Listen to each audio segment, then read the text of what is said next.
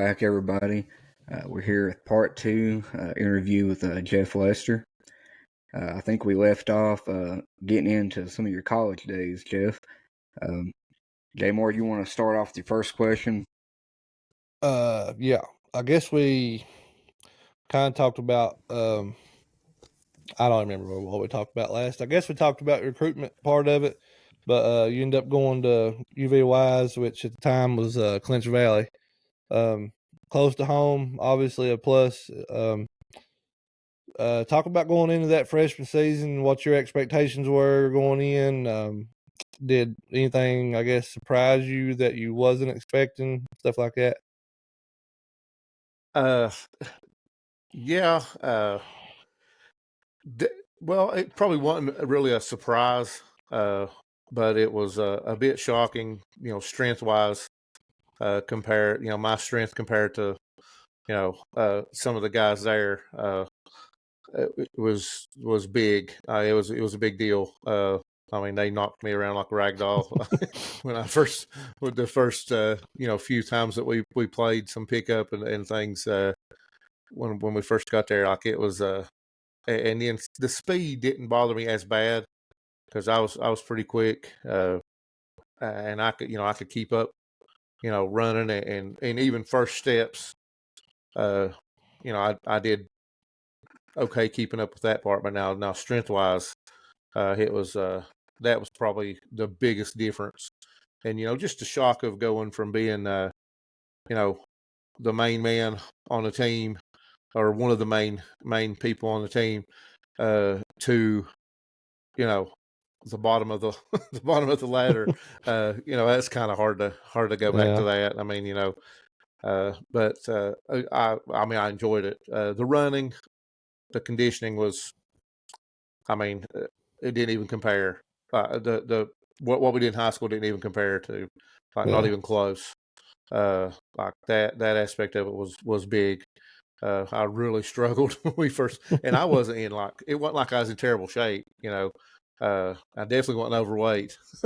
So, but the amount of running, that was a shocker too. So probably that and the strength were probably the two things that kind of surprised me the most, or kind of snuck up on me, I guess, a little bit. And we even ran, me and Scotty Vermillion, coach from Gate City, came in at the same time I did, and a guy named Jim Porter from I want to say from Blacksburg, but I'm not 100% sure. I can't remember exactly. I'm pretty sure it's Blacksburg, but anyway, we even ran a little bit before even the preseason conditions started. We even ran before that some, and I mean, it's still. I mean, I was still just blown away by the amount of it. I mean, it was crazy. First year, I guess, was Coach Mitchell. I think, is that right? Yeah, Preston Mitchell. So did you going in? Was you redshirting that first year, or did you go in with was it the redshirt coming later, or how did? I didn't redshirt. Okay. I probably should have, but it never came up. So I guess I just I mean, I wasn't set. No, nobody came to me and said, "Hey, man, you're interested in redshirt and you're not going to get a lot of minutes or whatever," and because that team had 6 or 7 seniors on it, so it should have been more obvious to us that would have probably been a good idea. Yeah. Scotty was a little bigger, a little stronger. He played a few more minutes, a game than I did, but nobody ever again. It never came up for him either. But I again probably should have, but didn't. And I played, sparingly here and there. I mean, nothing significant because we had a really good team. Really good team that year. Like I said, it's a lot of seniors. A really fun team. It's that a was good bunch of guys. That team. That's y'all. That's a team that got honored here this last basketball season. I went over with What was that record? The most wins or 20 first 20 win season in the college's history. okay? And gosh, man, I had a ball over that night. I mean, it was like we'd, had been right there with each other the whole time or something. I mean, some of those guys, there's some crazy guys. They're good guys, but man, they are. If you can be around, Sean Brown. There's a guy named Sean Brown. He's about 6'3", played 2 guard and 3 guard, and good player, good solid player. And I'm telling you, if you can be around him for 2 minutes without laughing, I mean, I'd probably give you $100 because I mean, it's just about impossible. He's a nut. But no, there's a good bunch of guys. Like we had a pretty special bond. Just I mean, and it didn't really have anything to do with the wins per se. I mean, we just it's just a special bond, a special group of guys there. I'll always cherish those times with them boys. They were good bunch of guys. Some good players there. Darren Morton was our point guard. Super point guard, like real good. He I think he got all TVAC. I know at least that year for sure. But no, and the TVAC then, well, it was a TVAC now. I'm not even sure what it is now. One of y'all may know what that conference that they're in now is. I'm not really sure what they're in now. South something, ain't it? Or Southern something. Well, I think they moved up. I know they moved up to what, Division II now? Yeah, I think so. So yeah. I don't even know. Yeah, because they're not even. I can't remember what it's called. Yeah, it's something. Yeah, Southern something, I think. But anyway, we were NAI Division II then, and we were in the TVAC, Tennessee Virginia Athletic Conference, and I mean there were some good players, good teams. It was Milligan, Tennessee Wesleyan. There was Alice Lloyd. There was a lot of these smaller schools, but there was a lot of good players in those on those teams. It's a lot harder than people think. Your average person, and even now, some of these kids that are pretty good, they get set their sights a little too high. And not that it's not good to try to set the bar high, but I mean, it's tough to go play at these smaller schools. I mean, some kids I don't think realize, well, I scored 20 points, a game on my team in high school.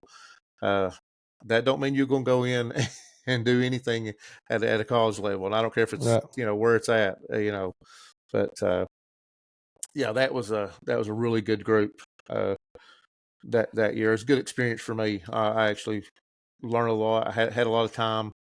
The practice time was obviously valuable because I'm, playing against seniors who are strong, fast, experienced, and they were good to help you. I mean, it wasn't like they were just trying to knock me around because I was a freshman. I mean, they were playing hard nose, and when I messed up, they called me out on it, and they, but they also tried to correct it even before the coaches did, a lot of the time. So yeah, it was a good group of players. We had a transfer there from East Tennessee State, Robert Spears. I think he might have played at Powell Valley, I think, but he was about 6'8". Pretty good player. I mean, especially for then for there, he was pretty good player, good rebounder. Yeah, I looked it up. It's a South Atlantic Conference. I think that's what you said. Yeah. I kind of had like a two-part question. Sorry, we've never been able to do this before, but I was going to say Cameron gave it a goog. Yeah, you're Jamie for the. We've never actually been able to do give it a goog reference from the Rogan show, but that was after our first session there, Rogan called me, tried to get me to come on, and I turned him down. Well, I mean, I'm glad you stick with the local guys. Texas is a long way away, so you can't just Yeah. I'm out. I don't blame you. I'll just stick with those. Yeah. If anything, to Stick talk with to the Jay more a locals. little bit longer. I might have to start calling Cam. I'm gonna start calling Cameron young Cameron. Well, I had a kind of like a two-part question. The first part of it, I was curious coming in as a freshman with so many seniors. Was there any sort of like freshman hazing type thing? And then also, second, on a more I guess positive side, uh, culture building is like something that really interests me. With each coach kind of has their own thing, or some may not even care about it at all. I was just curious, like the coaching staff, did they have any type of culture building that they did there, or is it just more like a job? You just went in there and practiced, and Uh, came back. no, Coach Mitchell was big on, and not that most coaches aren't, but he seemed to be a little more focused on team camaraderie. We went out to his house several times uh, for cookouts and things like that. And he enjoyed seeing us hanging out together. It was one of those things that like he wanted us to bond. And again, not that most coaches don't, but he seemed to emphasize that a little more. And he was a big X's and O's guy. Like he was, I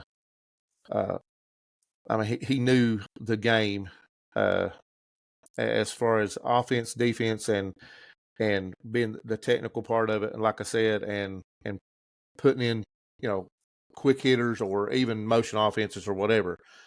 He was big in that and good at it. Um, if not to jump ahead, but if I compare him to, Coach Clark, uh, who was there after him, took over for him. Uh, Coach Clark was, like I've said before, was uh, a Bobby Knight type coach who just, first wanted to get you fired up, and then he would, show you what to do, show you what to do after that. But he wanted that first. He wanted that to be, he wanted that effort and that wide open, hard nosed type of thing. And Coach, that just wasn't the way Coach Mitchell approached things. Uh, he would get onto you and chew you a little bit, but it nothing like like Coach Clark did. But I loved Coach Mitchell, still do. I mean, he's a good guy. I enjoyed talking to him over there. J Mar's talking about that. I mean, it was good to get back over there and talk to him, and he was a funny guy. Sometimes not meaning to be funny, and I don't think he would care if I told this, but he was very very frugal. He was very like he didn't waste money on things that he considered to be just kind of you know not necessary, I guess you could say, or whatever. So like he he drove an old car. I don't even know what it was. I think it was a Dodge Dart, like a 70 something Dodge Dart or something. I mean, and it was yellow, like a bright yellow color, and it had Santos on the tags. I'll never forget it. Which I think means yellow in some language. I'm not 100% sure. But anyway, and he didn't spend a bunch of money on clothes and suits and things to wear to games and all that. But so he came down to practice one day, and we would all get in a big circle, and the captains would lead us through our stretches or whatever. And the first part of it was pretty laid back. We'd talk, cut up. Well, he comes through the door, and we're already starting our stretches, and he's standing there, kind of just over from us a little ways. And I look over there, and I don't even know what makes me look down at his shoes. I guess because I was sitting in the floor where we all were, and he has both his toes are pointed the same direction, because when he has the same shoe, like I don't know if it was two left or two right, but he had like let's just say two left shoes on, so it looked like both of his feet were exactly the same. And so we start cracking up. I don't even know what made it so funny. I mean, you just look over and there he stands. Well, he had forgot his shoes at home, so he went up to some kind of equipment closet up there and just started rustling through there and grabbed some shoes out there. And they were old basketball shoes from one of the teams, like old. No, they weren't Chuck Taylors, but they were old Converse basketball shoes. And I don't know what team they were from, but they were pretty old. And somehow, I mean, he got two left shoes out there and put them on and didn't even realize it. came down there to practice. So we're all starting to chuckle and giggle, laugh about it and say, hey, look over there. And he finally's like, all right, what is it? And somebody finally told us, hey, you got two of the same shoes on. And he's like, well, yeah, ain't that what you're supposed to have on? And they said, oh, no, you literally have the two left shoes on or whatever. And he looks down and he's like, Christ almighty, how is that so funny? And that's one of his things he said was Christ almighty. And so, I mean, just little things like that I'll never forget. I know, and a story that, and I may have told you this already, Jay Moore. We were going to, I'm pretty sure it was Milligan, and we get on the bus, and I think Coach, I think he might have been driving that time for some reason. We had a guy that drove for us all the time, but for some reason I won't say he was driving the bus that time. But he gets on there with this bag, and I'm pretty sure that it was a Walmart bag, Food City bag, whatever. A couple of them tied up or something, But anyway, you could see some kind of liquid in there, and it was kind of reddish, brownish looking. And I just looked at it. And I was like, "What is that?" And we just kind of asking each other what we thought that was. And so finally, somebody said, "What is that, Coach?" And he's like, "I'll tell you later. I'll tell you later." So he sets it down up there on the floor, and we didn't think nothing else about it. We get off the bus. We're walking in. Well, he's, walking ahead of us, and you can see a little stream, well, not really a stream, but drops ever so often up through there, and it looked like blood. And I was like, something or somebody's bleeding or something, and somebody yells back there and says, "It's coming out of that bag that Coach has got." So he leaves a little blood trail all the way into the gym, and takes it into the locker room. And so when we come back up for the pregame, the gym at Milligan, you have to go downstairs to the locker rooms where we dress at. Well, they had this little almost like a cubicle, but the walls were high, so you could nobody could hear you, and it kind of blocked out sound. So that's where we came out, warmed up, and then instead of going back downstairs, we went in there to do our final little pregame thing there. So we go in there, and the last couple of games, I mean, it's something to do with motivation and getting off to a good start and playing harder. That was kind of the themes of the practices. So, he explained this to us later why he did this, but we go in there, sit down, and we look up there, and there's this bag sitting there. And so we're like, we don't put it together. We have no clue, what's coming. Well, he starts talking, and he says, "Guys, any of you ever been around dogs any?" And we're like, "Yeah, whatever." And the moral, he starts saying, "Well, I've got these dogs at home, and I've got this big," and he said what kind it was. It was a big old dog, and I've got this other dog that's not quite as big, but still really big, and I've got this little dog he's just a little tiny dog, ugliest thing you ever seen, scrappy, whatever. And he said, I went home the other day, and I was going to feed him, and I don't remember what kind of meat it was, but he reaches in this bag, and he has a big deer ham, and a raw deer ham, and he throws it into the floor, and it of course splatters, and we're like jumping back, and it's like, and so instead of us he said, "And I threw this out in the yard, and which dog do you think got it?" The whole moral of the story was it didn't matter, because I think Milligan was the top team. They were big, strong, fast, whatever. So, the whole thing was to try to say that the smaller dog got it because it had more fight, it wanted it more. And this whole thing, which was good in theory, Yeah. but it was just the whole thing leading up to it, and him just getting it and throwing it. I mean, this man carried a raw deer ham into a college gymnasium. I mean, but thinking back now, I loved it. I loved it, that the fact that he went through that whole thought process and went through that whole thing to do that, just to try to motivate us. And of course, we're all laughing though. I ain't saying that it didn't fire us up in a certain way, but just the whole thing. I mean, he just throws it down there and it splats in the floor. And he's like, who do you think got this? And and we were all just trying to hold it together. But I don't even know where. I don't know what happened to it. I don't know where he ended up putting it at. I mean, I have no idea, what happened. But I mean, and we apologized to him afterwards for laughing about it. But I mean, it was a little bit comical. But I could see where he thought it would be, thought it would be a good thing. But we talked about that over there when we went over there for that 20 game thing that they did for him over there. We brought that up. And of course he's like, gosh, trying to motivate you. And, but yeah, that was probably one of the funnier moments with him.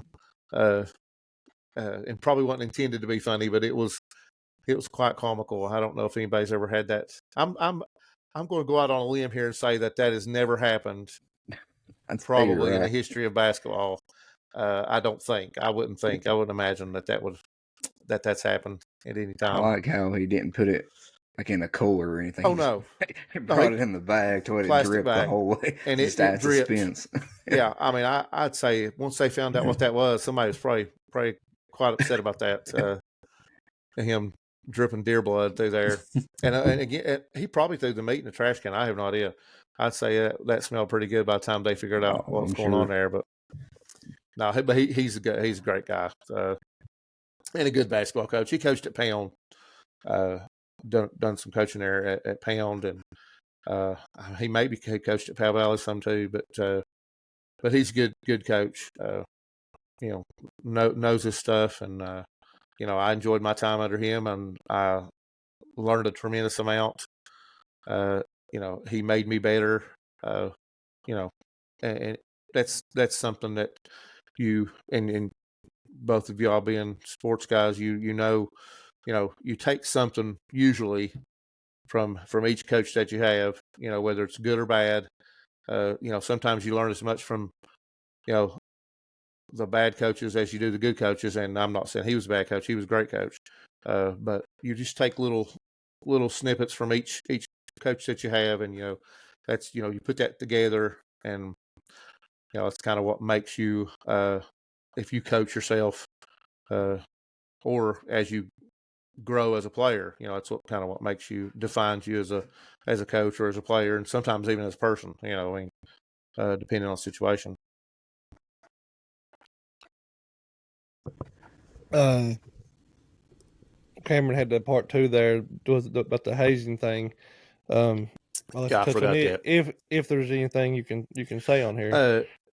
No, there wasn't a lot of hazing. Like it was almost I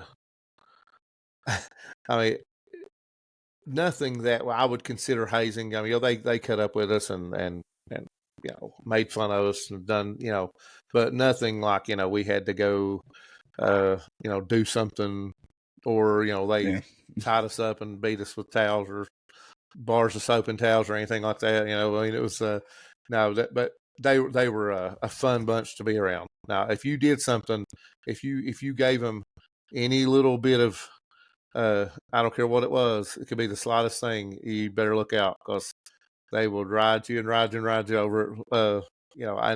I've tried to watch, and they never did really give me a real hard time. But now there was a couple of guys that,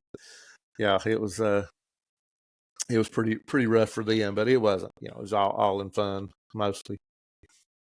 So was the next year after that when Coach Clark came there? And if it was, why not even if it was the next year, but I know at some point it did. What brought on Coach Mitchell's departure? Did he taking their job, or did you would think they wouldn't have got rid of him if y'all just had the 20-win season? So I don't think I've ever asked you why he left. That was my freshman year, of course. I mean, I played for him my sophomore year, and then he was there my junior year. But I was ineligible the second semester of my junior year. Okay.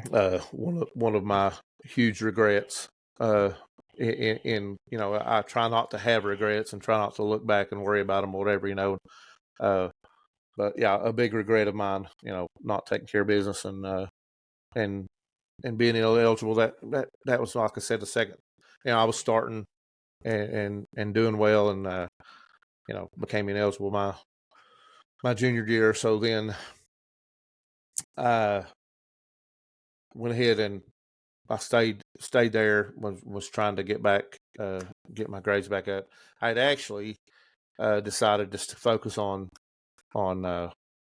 get my grades up and not worrying about basketball, and I'd even had considered even coming back to Southwest for a year or something, and just kind of seeing where I wanted to go. I was pretty upset with myself, so it was one of those things. And so I stayed there. Probably shouldn't have, because it didn't turn out well.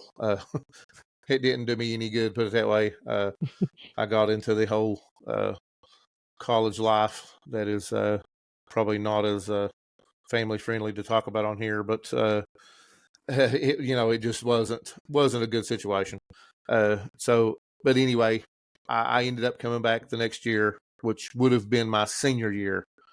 But I was only coming back to go to school, and because I wasn't eligible anyway, so it wouldn't have mattered.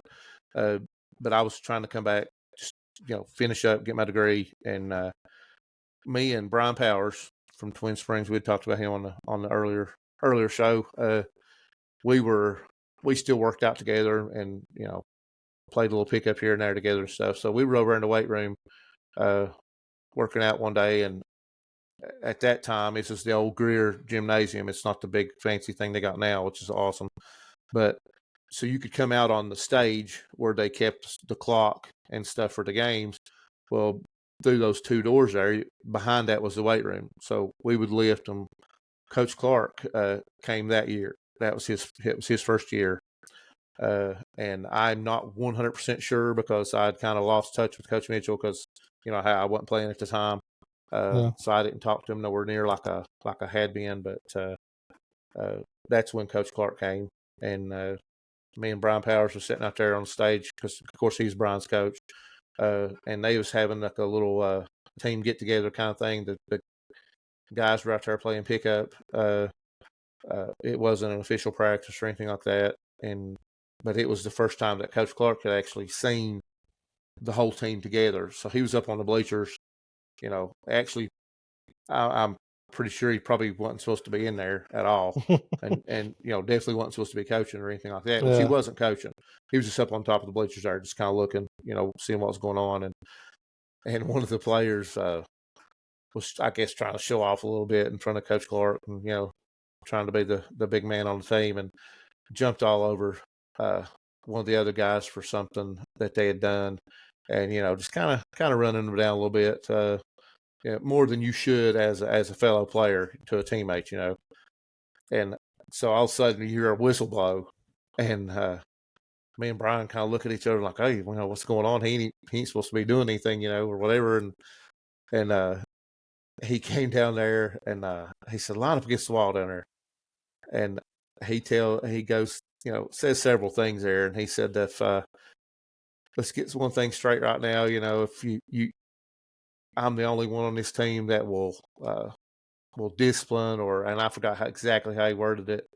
And if you ever talk down or belittle another player again, you won't wear that jersey for me. And he said their number, and I was like, it just kind of stuck with me. And I looked at Brian and I said, "Man, I could play for this guy."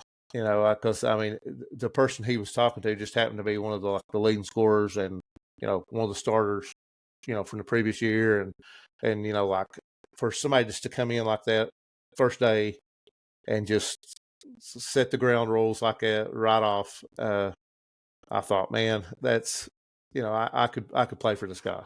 This would be so. The more I thought about it as the days went on there, the more I thought, I told Brian one other day later on, I said, I'm going to try to, I'm going to try to get eligible again. I want to play.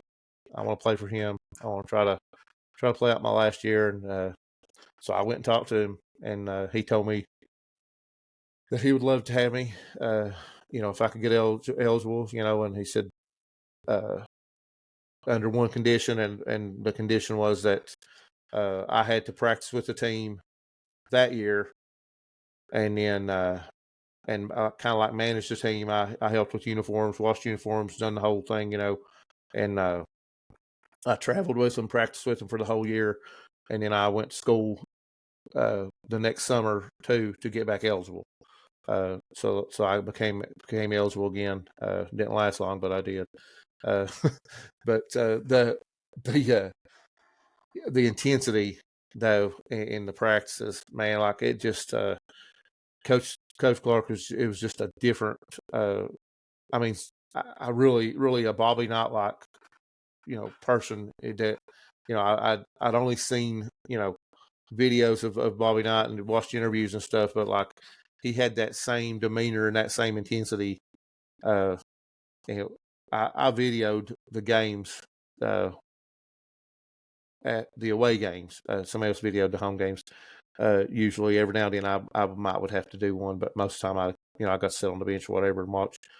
But I was videoing, and this was at Milligan too. It seemed like all the fun stuff happened at Milligan, evidently. But I was videoing, and we had a 20-point lead at halftime. Come back out in the second half, and they blow the 20-point lead, and Milligan ends up beating them. And I'm up there, filming and right. So as the game was coming to an end, and I was like, oh my gosh, I've got to get this camera down, and see because I wanted to get down to the locker room because I wanted to be in there for this this post game speech that he was going to give, I'm sure. So I videoed right to the end there, and then before the buzzer even sounded, Coach Clark was already walking across half court to shake that coach's hand. And he just made a beeline across through there, shook that coach's hand, and then kept on walking. And like the buzzer was going, the game was just actually over about the time he shook the coach's hand. The buzzer went off. Like he was already on the other side of the court, and it was gone. So of course the players lined up. The assistant Coach Andrews, lined the players up, and I was trying to get that camera down and put it down real quick so I could take off down through there. And I remember there was somebody sitting beside of me, and I said, "Hey, take care of this camera for me. I'm going to run down to the locker room." And so I left it kind of laying in the bleachers for them to take care of it. I took off running down through there, and I went down the steps, and before I could turn the corner to where the actual door was, you could hear him. And I was like, oh my Lord. So I go, rushing in there, and then I kind of walked after I got in there and kind of stood back against the wall. And he had them sitting, there was two benches, and like this bench was for this set of lockers, this bench was for this set of lockers, and there was a little bitty walkway between them. And he had them sitting facing each other on those two benches, and he was walking down between them, and there was, barely room to walk through there. And I have no idea the things that he was saying. I have no clue, cannot remember, but I just remember he was saying them loud, and he wasn't just standing up walking down through there. He was bent down, so like their faces were like right here, and he chewed them out for like I don't know how long. And then he comes over there to where I was at, and he takes a 2-step run. He may kill me for saying this, but I'll never forget it.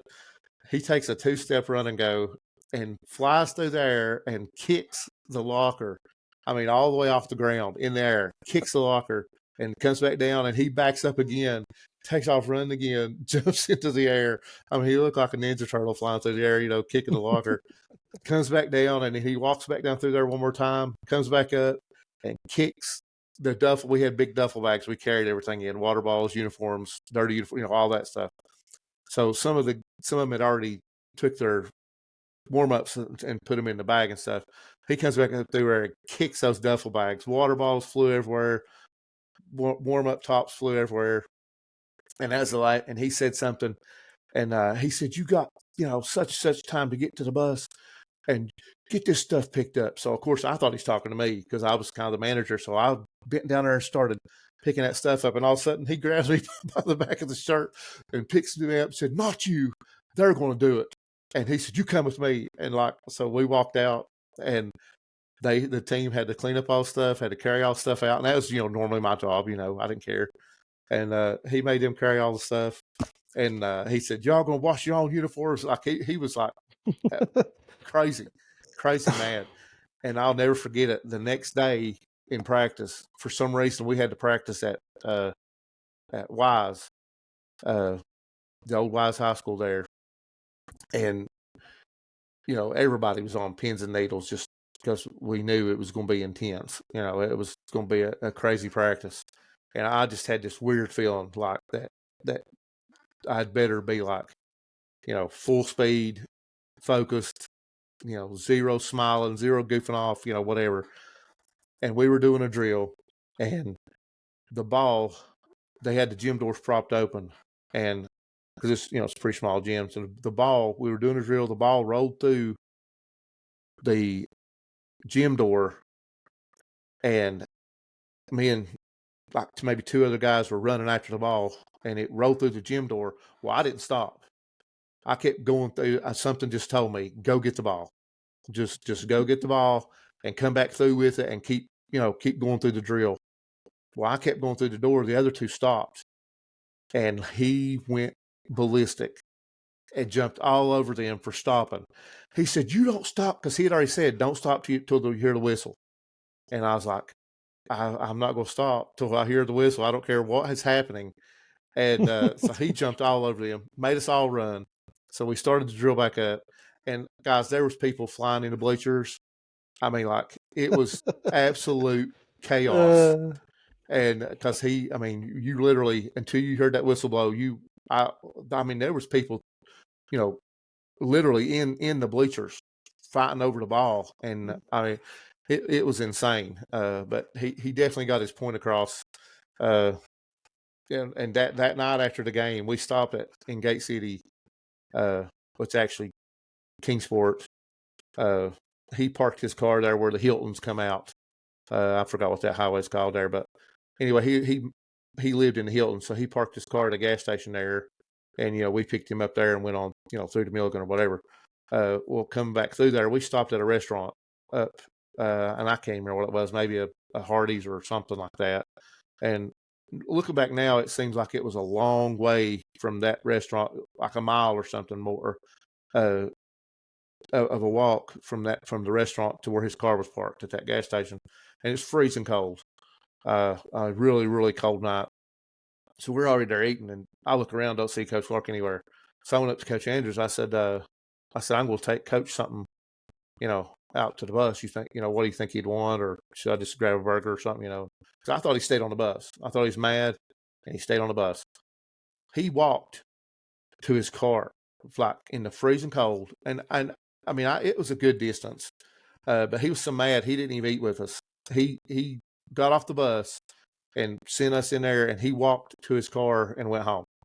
Like he didn't even want to stay and eat with him. He was so mad at him. That was the night, of the game. And then of course the next day is when all heck broke loose with the practice. But yeah, he was something else. I mean, I really liked him though. I loved it. I mean, it was it influenced me because I always liked Bobby Knight too. I mean, I'm a Duke fan. I know Jamar, probably didn't want to mention that on here, but I am.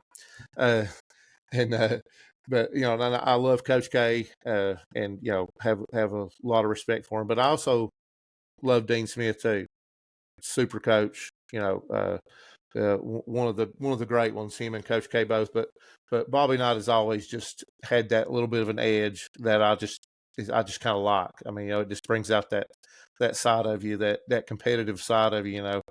And that's the way Coach Clark was. I mean, there's been times I've been in the locker room and he's been talking, and like I just get chills, and, ready to go out and play. I mean, and that's as a player, that's a good feeling when you get get those chills on you. You want to go take care of business, but he had this side of him too that was he was just a great person. I mean, he wasn't all. He tried to be all business, but he was a good guy. I mean, he was fun to be around, and in subtle ways, but still a real good guy. Loved to play rook, Jamar. You played rook, Cam? They more try to teach it to me I once, can't I get think, nobody but to do anything right anymore. These young kids these days, you can't get them to do nothing you want them to do. Like they want to do all that stupid stuff. You can't get none of them. Fortnite. I shouldn't be. Well, I got all these friends that are all a bunch of youngins, and none of them want to play Rook. I don't really get it, but I probably should.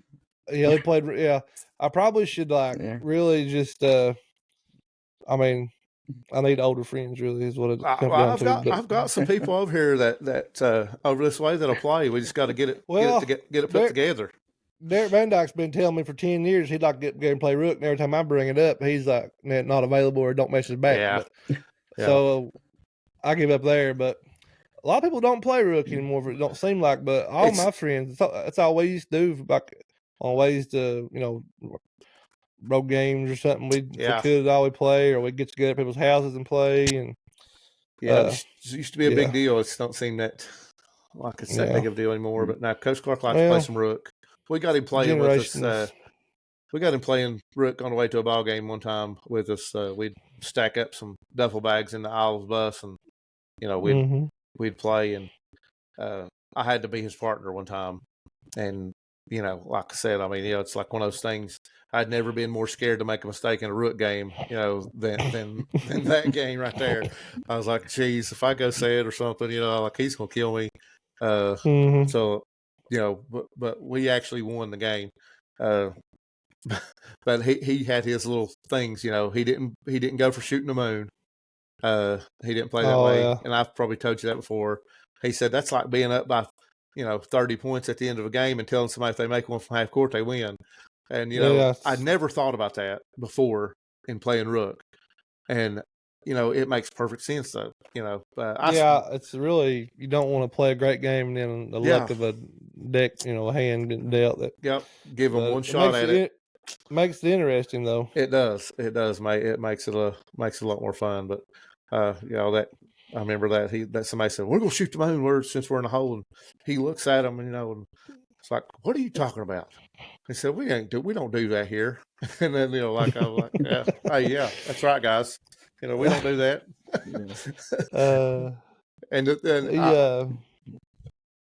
Go ahead. I was just, and I keep rambling on about him and these stories, though. But and this is, maybe a little controversial, but I really don't care. Because I'm not the least bit racist or anything like that. I had a lot of good friends in college, and these guys that were on the team with us. I had a lot of good black friends in college, and but Coach Clark was just his serious demeanor all the time. We got the first road trip we had, and I cannot remember where we were going or anything like that, but I traveled with the team, like I said, so I get on the bus, and there's a lot of people already on there. So, I walk up, get up onto the bus there, and I was like, all right, now, all you black people need to move to the back of the bus. And, like, his face, like, you would have thought that, I don't even know, his mouth dropped open, and he leans up and looks up at me, and he kind of looks back at the players back there, and then, of course, they all start throwing stuff at me, and it was just a big joke. They knew it was a joke. Back then it's a different time than now. If you did something like that now, and like you'd get, it's hard to tell what you'd have done to you. But we got along great. I mean, and they all cackled and laughed, and just went on and had their things to say back to me, and that's just it's just friendly back and forth or whatever. But Coach Clark's face, I would love to have had a camera and got his face when I did that, but I'd say you could do that nowadays if it was a group as like your all's as close and you were friendly. Oh yeah, you could probably do it. I wouldn't get on like a public bus to say it, but no, I mean no. Obviously, you know what I mean. But like I would imagine people well enough. They know your intentions. That's I think there's some good guys there. Clay Parker, small groups like that. Clay Parker, Nat Law. There's a bunch of them they were great guys. We were real close, real friends. We had each other's back. I mean, there was nothing there whatsoever as far as like Yeah. bad feelings toward each other for anything like that. I mean, there's some of that over there, like there are everywhere else, but it wasn't there. That's for sure. Not on that basketball team. We were always pretty close. Well, I mean, we'll kind of go into the staying in college here for a minute. I've heard these stories. I think it's just not necessarily just telling Cameron, but I think people would want to hear them. You don't have to name any names. I think you will, and I hope you do, because a lot of the people, a lot of local people played at Clinch Valley, especially LPD schools, and you know, their particular story I want you to tell about the dunk on a certain person, and the other one was I can't remember what the other one was. Was there a I can't remember. Was it maybe I can't remember what the other one was. There was another one you told me that was really really funny that involved another local figure everybody know around the area.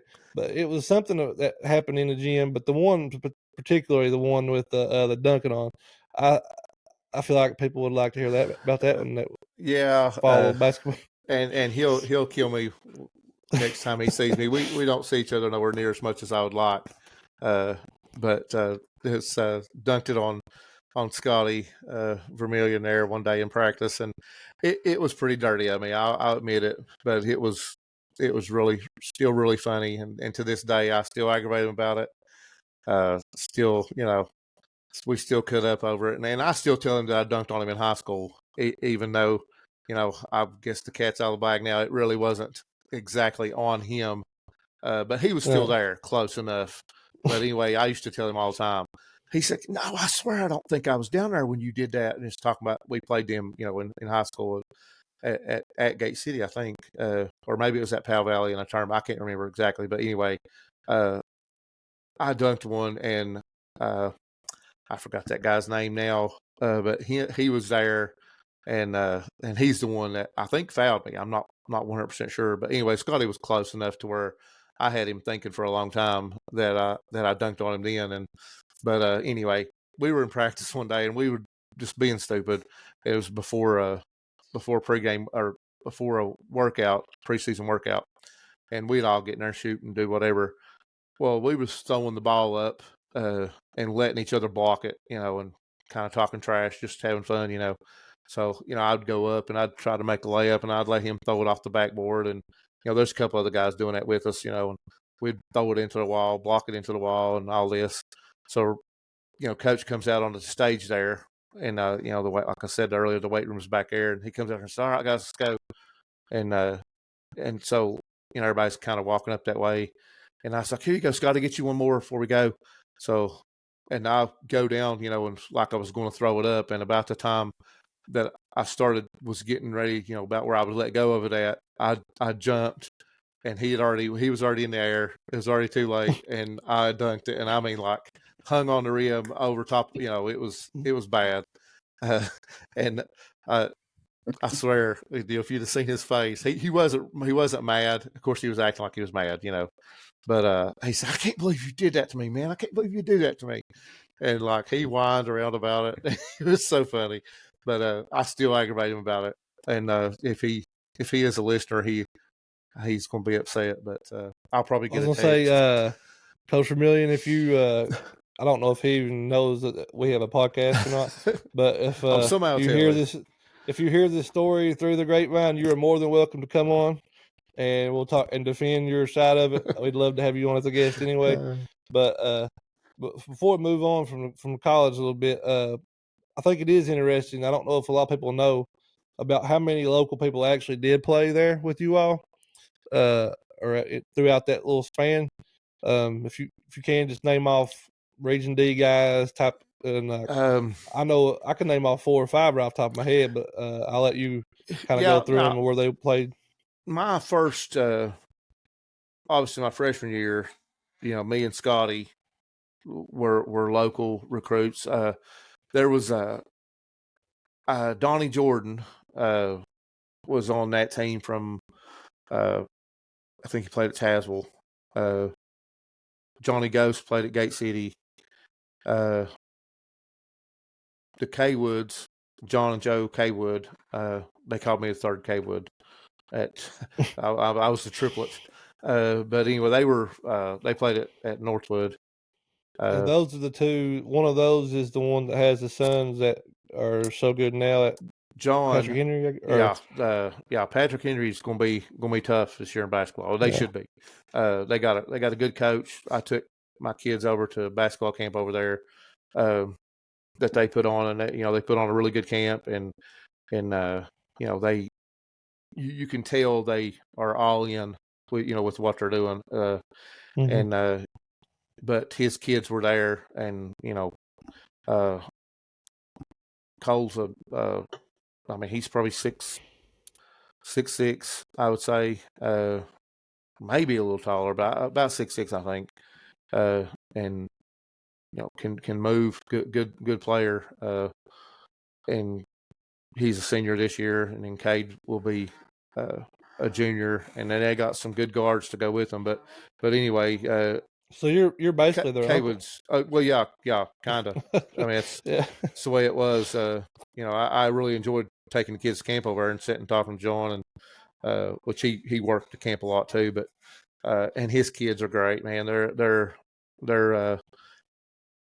just really good young people, and good attitudes.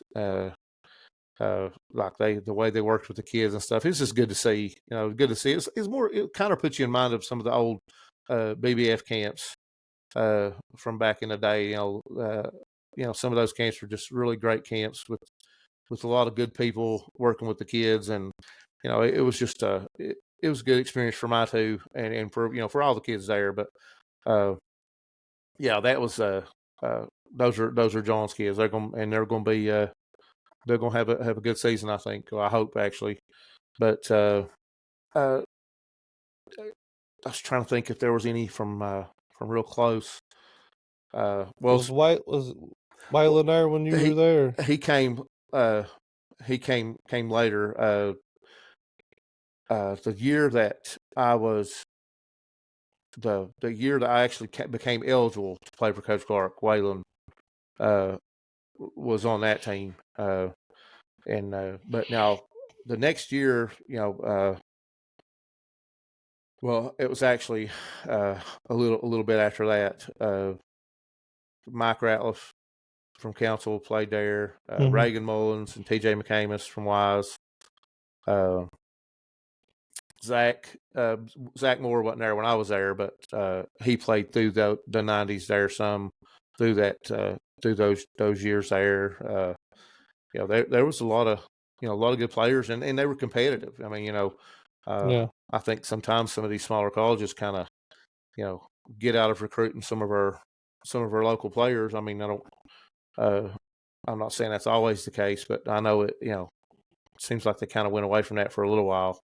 I thought that we had some good players in the area that could have played at places like Wise and these smaller schools, but didn't really get the chance. But they had we had some good players from the area there. Stacey Irving ended up coming back and playing there for a little bit. Came back from was it Coastal Carolina, I think, was it? I'm not sure where he went. Is it Western Carolina or Coastal Carolina?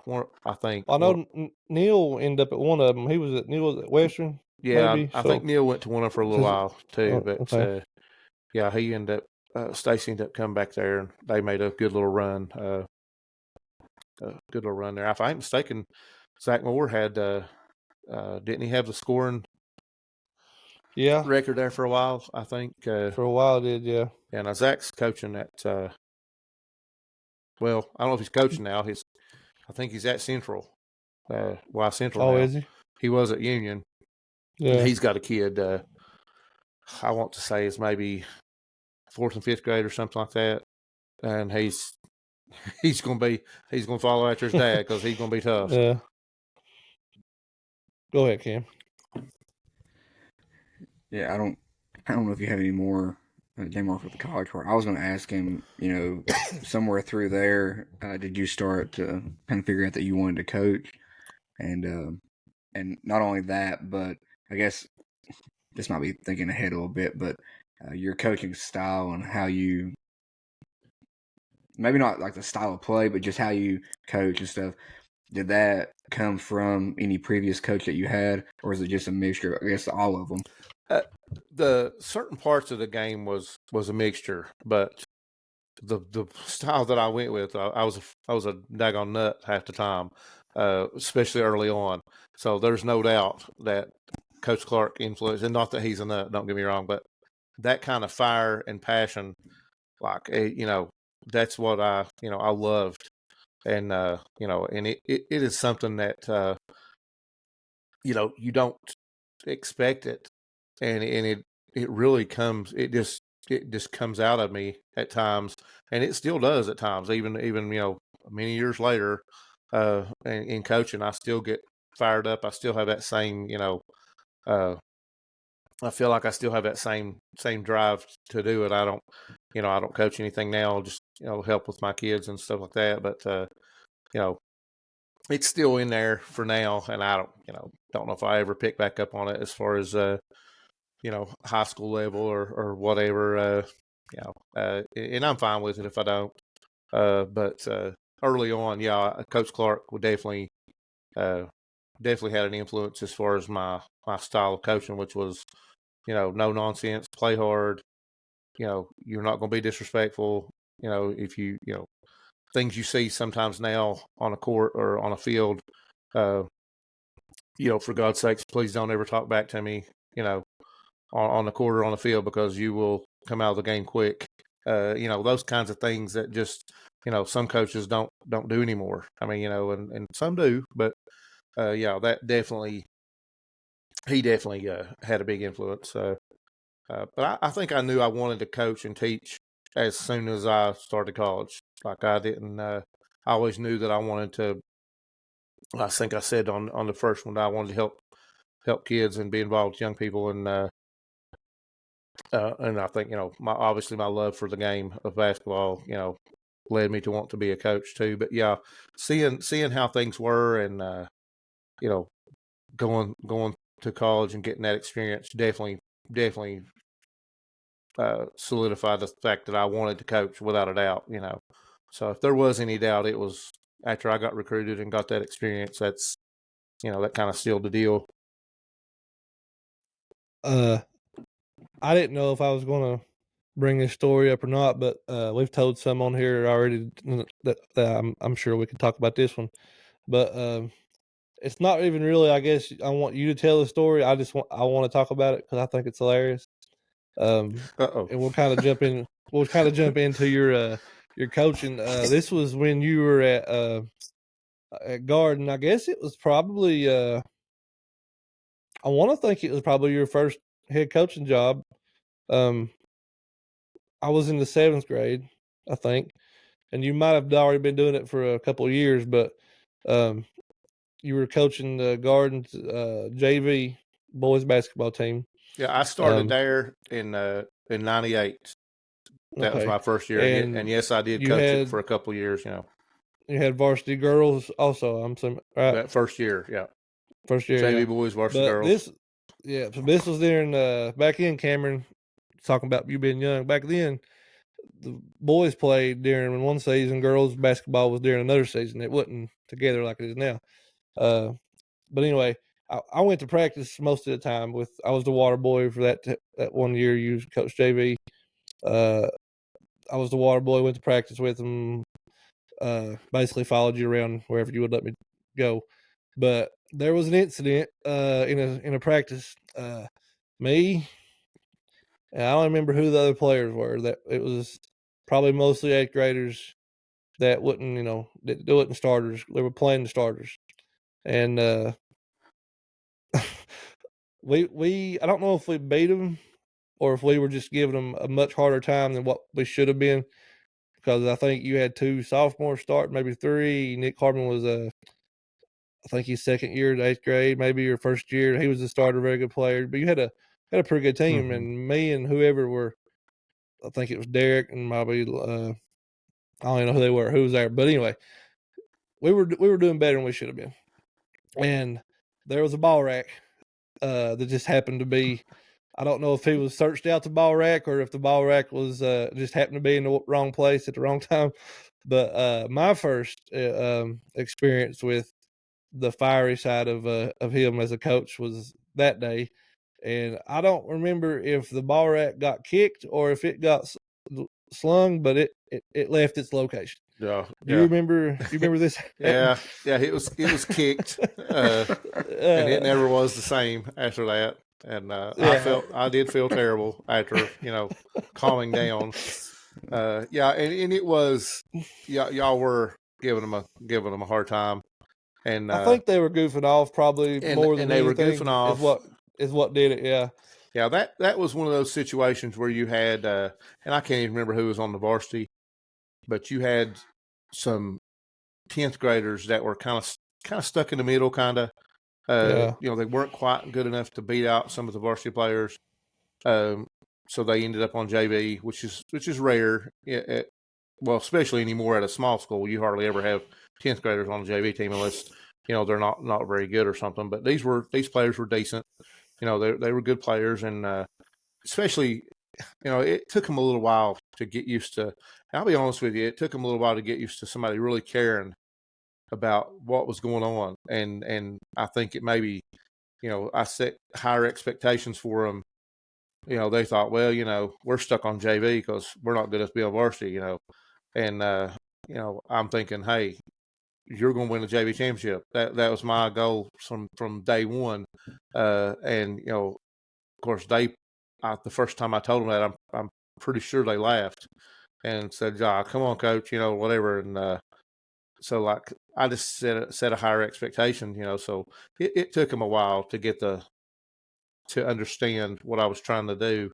And but they finally did. It took the life of a ball rack and probably a couple of clipboards to do it, but they did good. For I don't remember even where we finished at. If I ain't mistaken, we were maybe that was when they only took 1 and 2, and I think we might have finished third maybe that year. Close to getting in a JV championship, but I'm pretty sure we fell short. But I'm pretty sure we have that picture of that you and that team. That's one of the ones I sent you, Cameron. That's that JV team. I'm pretty sure. It might not be the exact one, but that was that one. But I remember that day, not knowing how to really. I knew you were like, I'd practice with you. I knew it was a very serious thing, and all that, and it was intense practice, like you said, and like just kind of like you talked about Coach Clark. We did everything hard. There wasn't no goofing off. But I'd never seen nothing like that yet out of you, and probably ever really, not just to practice, but I think that was my first experience with that side.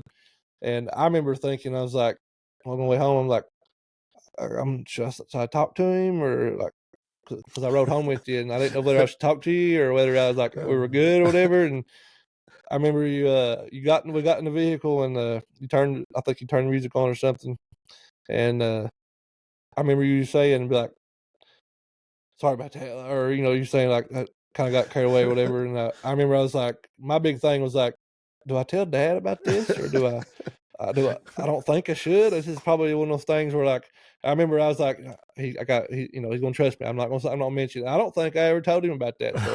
So and not like he would have cared, but just at the time, because like I said, it was the first time it happened. But I think for me, and obviously people will probably think I'm biased, but from what practicing under you back then when I was younger, seeing you, helping you a little bit here and there, knowing what I know about where your teams, whether it be JV, varsity, little league, BBF, where your teams start and then where they are at the end of their season. Again, I don't care what people think, if I'm biased or not, but I've not ever seen a coach that I've been around that I don't want to say gets more out of a player. I think is a good thing, but also in practice makes players better. You're in my mind. You're the best I've seen do it. I've seen you take players that really very limited what they could do, and by the end of that season, they completely different players.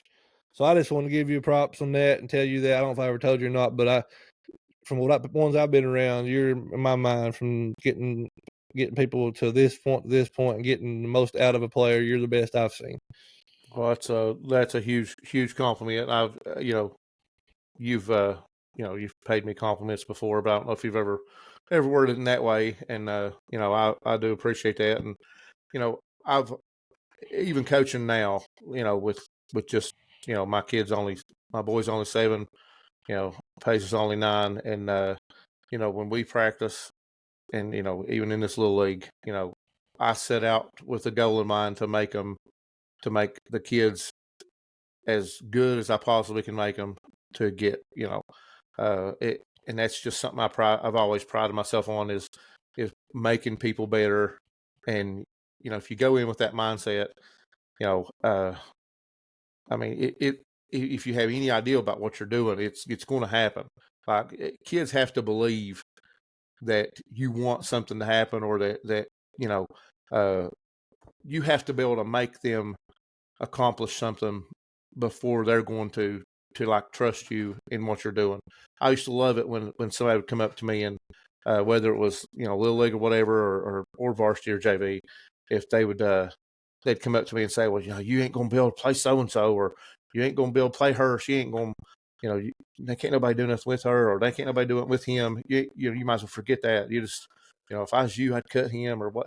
I used to love it.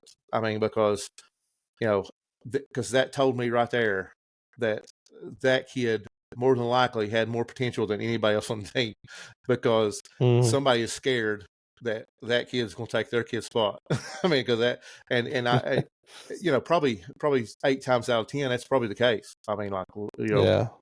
But it's happened several times, and if kids want to be disciplined, contrary to popular belief, most kids want to be disciplined.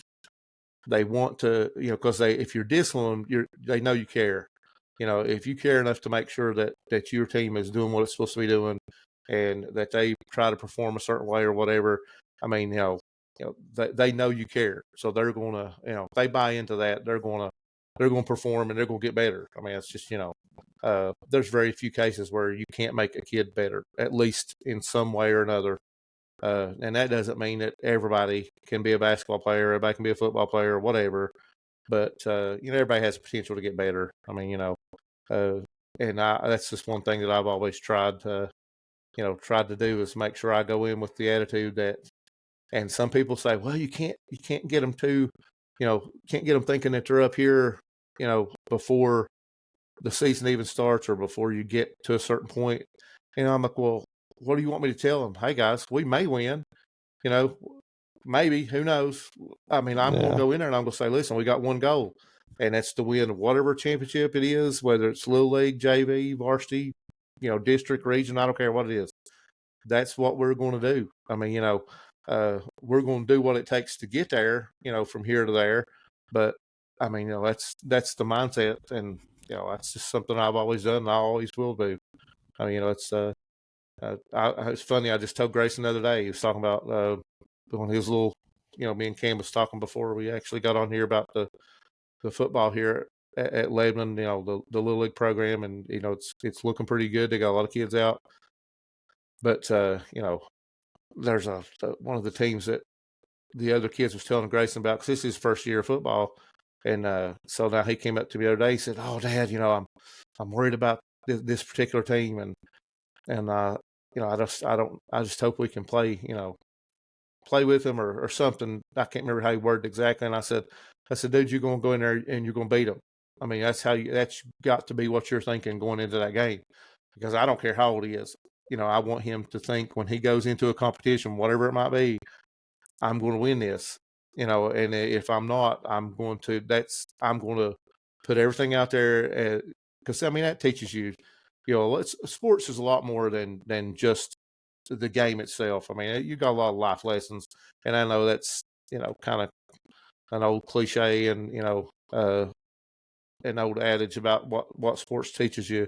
It's much more than just the sport itself. And it's true. I mean, it's, kids, uh, kids can be molded by coaches and by the discipline of sports and what you have to put into it.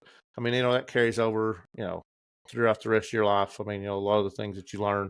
Uh, but yeah, going back to the whole making people better. I mean, I appreciate you saying that. Whether it's true or not, I appreciate you saying it. And I'm not, I don't like to brag or anything like that. But I'm not afraid to say that, as far as the game of basketball, I probably know, and am as good a coach as most of the people that have came through, uh, the area where I'm from, of course, and even where I'm at now, I'm not afraid to say that, I could compete with any of these, people around here. I mean, and that's not saying anything bad about them. I mean, I'm just putting that out there. A lot of people ain't gonna like that and probably think it sounds kind of, you know, like I'm bragging, but it's really not. I just, I'm confident if I ever had a chance at it that I would do. Then I would do a good job at it, and if I didn't, it wouldn't be one of those situations where I would hang around until I, you know, got a good enough team that would get me there. I mean, if I didn't think I could do it, I would step down. I'd get out of it before somebody had to run me off or anything like that. But I'm confident in what I know, about the game, and uh, who knows? Maybe one of these days I may try to get back into it, but for now I'm satisfied with the kids, and I enjoy getting to watch them play and getting to help them. That's what it's all about right now. I wanted to add in something too. I'm not as old as, not that you're old, Jamar, but I'm not the same age. So I wasn't. You see what I'm saying? I got to, yeah. I'm not. I wasn't around to see some of that, but my stepson. We'll talk about it. He also played basketball, and he didn't play under you. However, we were in the same gym as you, so I was able to see some of the practices and stuff. And it's not anything against who we had or other coaches that we've had since then, because they're great too. But just, and I don't know if Jay Morris got to see in the practices that you had with the younger group, but kind of add on to what he's saying, I was just almost like mesmerized watching you coach that age group, because I feel like it's almost like building a house. I mean, you can see like the foundations that you're putting in place. And we kind of talked about it a little bit before we got on with the Smurf football team about how much structure they have, how much order they have. They get there, they get started, they know where they need to go, what they need to do. And that's kind of, I think, a lot like your basketball practice, even at that age group. And I always thought that was very fascinating, because I'm not one that has a lot of background in basketball. I watch it, I enjoy it, um, but just to see you at that age level teaching the basic fundamentals, like what they're going to get started at, I thought that was always a treat for me to just watch. I mean, I would watch you do things, and then I would come home with Braxton and then try some of those here at the house. I couldn't communicate it quite as well as you can, but I was just, like I said, I didn't get to see you back then coach as much, but I do get to see you now do the things that you're doing, and I just want to tell you that I'm impressed with it. Again, I appreciate that, man. And that was Paisley's, one of Paisley's little teams, and we was out at church out at Green Valley. Let us practice out there, but I just, that's my mindset going in is, I've got to make these kids, and it's not just, I've coached since 1998. My kids are 7 and 9, so I've done this for way longer. I never coached. I coach just because I want to make people better in general, and I love the game. Which I've coached just about everything there is to coach anyway. Um, but obviously basketball is my main sport. But I just enjoy it, man. I enjoy seeing kids get better, and you keep on to them and say, you got to do this, you got to do this, you got to do this, and you're going to get to here, and when they finally get to that point, like, you got them. I mean, you don't. I mean, everything else from there is easy. I mean, it's, well, I'm not gonna say easy, but it's easy to get them to buy into doing things once they get to that point. And some of them are a lot harder to handle than others, but it's just part of it. But yeah, I enjoy it, and I offer to help other people all the time. Like, they'll say something, well, how you do this, or how you get them to do that, and I'm like, well, try this, and I'll come help you if you want me to come help you. And I don't have this mentality that I'm just going to do my thing, and to heck with everybody else. I'll go help people. I don't care. I actually helped him a little bit with that basketball camp over there at Patrick Henry when Grayson and Paisley went over there. Just, they was a little shorthanded one day. One of their coaches couldn't be there. I think maybe because of football or something. I don't know, but I got out there and helped them a little bit. I just enjoy the game itself, and like I said, even if it's getting ready to coach Paisley's little volleyball team.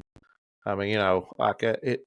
And Johnny was making fun of me the other day because I went on Amazon, and I've already have like 2 or 3 different things in the cart for working, on different like hitting and different things with volleyball. And because I'm not going to go in there with one ball and say, okay, let's everybody line up and hit the ball. I mean, it's because you see that a lot with basketball. Like, okay, let's do 2-line layups. Dribble down and they'll shoot. There is no jump off of this foot. Shoot with this hand. All that. Teaching them actually how to do a layup. I mean, they just roll the ball out there and say, hey, do layups. And now let's work on this play that we're going to run. And so that's and then it's nothing against other coaches and what they do, and I just have a certain way of doing things, and I see things a certain way, and but when I do something, I try to do it the right way. I coach soccer now with the kids, and I didn't know anything about soccer, but I knew what I was going to do. I was going to find out what the fundamentals are, and I was going to do the fundamentals. That's it. So now I have like 20 soccer balls in my garage because they give us two soccer balls. They give us a bag that has like 2 soccer balls, a couple of cones, and like a jersey that the goalie can wear. They give that to you, and I'm like, I've got 12 kids on this soccer team with 2 soccer balls, so that's not gonna work. So I went and ordered like 6 soccer balls, one year, and then ordered 6 the next year. So but just little things like that. I want things to to be done right. And like I said, I am no soccer coach by any means, as far as knowing the game, like people that have actually played it and experienced it. But I'd have parents come up to me and say, "Man, that's the most they've worked," or whatever. And it's just something as simple as just making them do certain drills that I'm not even really good at myself. But I make sure I learn how to do it, and I figure it out, and I teach them the right way. And I do it with everything now. So basketball it's just always came easy for me because I've always played it. I've always been around it, and have just had a lot of experience, good and bad. And it really like I said earlier, it really makes you, it gives you all those different perspectives, and you do learn what works and what doesn't work. And you remember, oh yeah, I remember something Coach Mitchell did. That's I'm going to do that. Whatever, and just little things here and there that pop up in my mind that I can remember. And of course, you got to change it up because that's college level, and if you're on coaching a JV team or whatever, or Little League, you got to change it up. But still, that same concept is there. Or motivation and different things like that. I've never threw a chunk of deer meat at anybody, but I mean, I don't know. I may have a little surprise for the kids in rec league this year. First deer of the year, J Moore. I may just have to take the big chunk of it in there. I got some in the freezer right now. I'll bring over you and let it start thawing out. Yeah, we got to thaw it out because it's got to drip. It's got to be good and bloody. I really don't know what. Well, I could say a whole lot about what you just kind of talked about, but I mean, I won't go into it for the sake of beating a dead horse, I guess. And people probably just say, "Oh, well, that's your uncle," so of course you're going to say that. But it's just I'll just put it this way: that you should have had more opportunities, and especially over this way, to be a head coach and stuff than you did. And it's I just think it's one of the biggest travesties that ever happened to Twin Valley is not at some point you didn't get a chance. And there's a lot of reasons that went into that. None of them were probably right.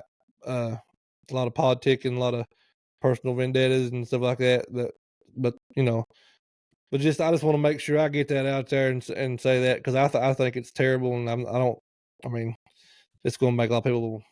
People probably don't care what I have to say, but if they get mad, I don't even care. But I've always said if I ever got a chance to say that out, put that out there in the world, I was going to do it. And so I knew when we were going to have you on, I was like, I bet people don't even realize, and people probably won't even remember after they listen to this, but it's the truth, and for no other reason than me just get it off my chest because I know you already know.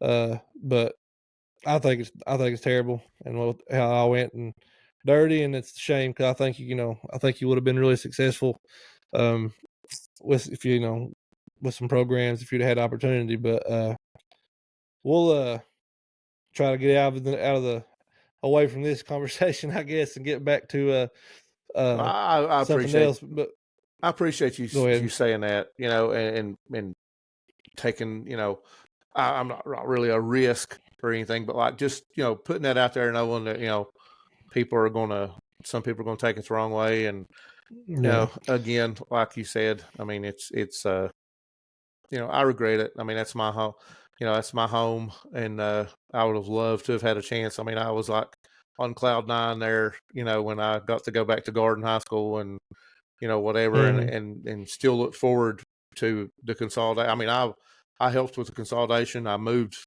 the rooms around in the schools. I moved, classrooms from Whitewood to Garden and from Garden to Whitewood. And, I was there for all that and, was in charge of a lot of it. And, was looking forward to those years, those years coming. And there was opportunities, that they could have gave me, head coaching jobs in different situations. And it just didn't work out. And, I never have played politics though. I never have, called in favors or, said, hey, if you do this, I'll, get me this job, I'll whatever. I mean, it's just, I never have played the whole political game.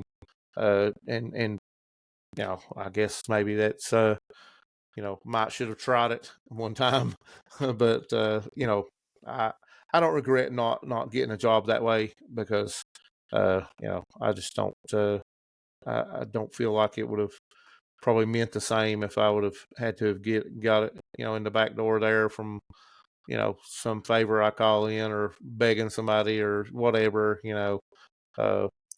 I just, so yeah, but I'm in the same, I feel the same, I always love the county there, but, cause it's my home, but I mean, there's some definitely, and it's still, it's the same stuff happens almost everywhere. If you aren't in politics and in the clique, and I mean, you just, you get left out, and I guess that's just kind of normal. And I try to say, well, if it's meant to be, God will put it, make it happen. And if it's not, then maybe who knows? Maybe I might have killed a referee or something and been in prison right now. Who knows? Well, I mean, you can't ever tell. So you know, that's how I have to approach it though. You know, if it was meant to be, God would have made it happen. You know, maybe it just wasn't in the cards. So for whatever reason, it's hard to tell. Things work out, like you said, things work out for different reasons. But I guess, Cameron, unless you got something different, I was going to jump ahead a little bit, and not to really, but I mean, like I said, you've coached all levels. We'll go back. It doesn't have to be someone you coached against, I guess, but just in your, I think we talked a little bit about in the first part one. You mentioned Calvin Talford and McClung, obviously, stick out in your mind. But as a player, as a coach, as a fan, just being in around, general area, when you look back at particularly the Black Diamond, because that's where we're all from, but Region D mainly, I guess, or just the area. Who's some guys that really stick out in your mind? You can pick one or two. You can pick more than that. You can pick however you want. But who's some players over the years that really stick out in your mind that I guess you could put, not a Mount Rushmore, but you know what I mean, that really stick out to you? Well, yeah, just seeing. Obviously, you said Talford of it. He's one of the, I think probably still to this day the best athlete to ever come out of the area so far. If you're just talking about just an all around athlete, but as far as people some of the ones I've played against, a couple of them, and I think I talked about this. One of my people that I had a lot of trouble stopping was John Potter from Hurley. I mean, most people probably have no clue who I'm talking about because he wasn't a huge standout, superstar player. He was just strong and solid, and he's left-handed, and he's just a tough player to guard. But now, obviously, Stacey Irving, was just as far as a pure shooter and a good player. He obviously was a really like a once in a lifetime, just as far as not really once in a lifetime, but not very often player comes along that can shoot like that, and can score like that. I hate to cut you off. I definitely would hate to ask a question and then leave while you're answering it. But keep telling Cameron I have to go to the bathroom. So y'all keep going. And obviously, Jamar there was a really good player. Again, and then this, he knows where I'm coming from on this, the athletic ability side of it. Not super athletic, and he's already said earlier he didn't get the jumping ability and all that, but basketball smarts and just knowing where to go with the ball and things like that. It's definitely I definitely enjoyed watching him play throughout his career. Katie Joe, and of course their family. But there's not a whole lot of people going to argue, with the fact that they were pretty good players. Katie Joe is one that I still say, if she would have had just a little bit of a mean bone in her body, she scored 2,200 points or something like that, and smiled the whole time she was doing it. So if she ever had that, that just a little bit of a mean streak, it's hard to tell what she would have done, and she had a super career. I was trying to think of some of the other really good athletes that came out there. Katie Joe, she was a senior, I think, when I first got to high school. And just to your point, there's games that she may have had 5 to 10 points just because she didn't shoot. Mm-hmm. It's not that she was missing. Then there's games where she would drop 30 or 40, and like you said, it was the same facial expression either way. Yep. smiling the whole way. I mean, Yep. Yeah, she definitely was a one of a kind player as far as her attitude and the way other teams seen her, and I've never heard anybody say anything bad about her. I mean, even if she, dropped 30 on them and put them out of the Region D tournament or something, like, you still never heard anybody say anything, like, gosh, I can't stand her, I mean, because that would be, that's kind of common, whether you really truly can't stand somebody or not. That's not the point. You get mad at them because they beat you, and not the case. Not the case with her. Yeah, I just, but it's, I guess, the whole family tradition thing. Jamar, I had to give you a compliment while you were gone. Should have waited Well, till you I'm got glad back. I left. I'm glad I left. I didn't need to. We try not to. We don't fact check people on this episode, on this podcast. We don't like lies to be told either, outright like that. But, yeah. Are you talking about getting mad? Are you talking about Katie? Because she gets mad a lot. Yeah. Yeah. Yeah. Katie, Yeah, Katie exactly. and your Deal dad. with. Yeah. Katie and your dad both have anger issues that they need to address, or Yeah. maybe maybe they need to be medicated. I don't know. I mean, I like don't know. something's. They're really.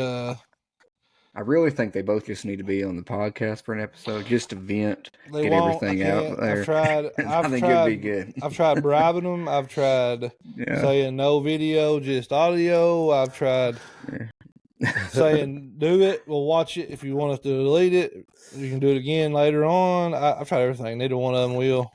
Yeah, we even told I them don't they'd know. come on here when I came on. Yeah, if they were, I don't know. We'll just get the public support for our maybe 10 to 15 listeners that we have. I'll just start, sending out mail. Yeah, I don't know how. I don't know how we'd even reach them. That's the thing. If I keep talking trash about everybody, I think you're gonna get more listeners. Well, I'm pretty sure Scotty's gonna find out about this. Scotty Vernon will find out about this, and I think he will. Hope so.